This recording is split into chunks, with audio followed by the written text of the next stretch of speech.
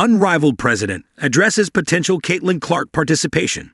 The Unrivaled league president sent a message about Caitlin Clark potentially competing in the league this upcoming season. Every women's basketball fan knows by now that Indiana Fever superstar guard Caitlin Clark won't be playing for the rest of this 2025 WNBA season, which she revealed in a social media post last week.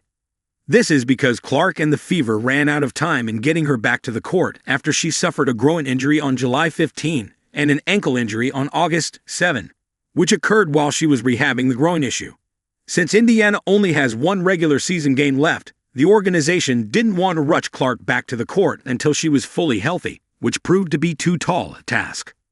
Therefore, fans won't get to see Clark playing for the Fever until next May, or perhaps late April, depending on how the schedule shakes out.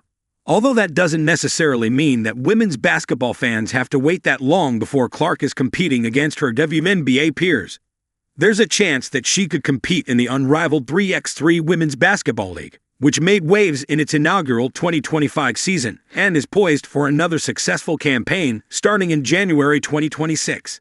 Unrivaled president speaks about Caitlin Clark dialogue. Unrivaled made a concerted effort to get Clark to play during the 2025 season, and while it looked likely that she would for a time, Clark ultimately declined their offer, instead electing to stay in Indianapolis, remain in the weight room, and work on specific skills before her second WNBA season. On September 8, news broke that Unrivaled has raised another round of funding from investors, to the point where the league now has a $340 million valuation.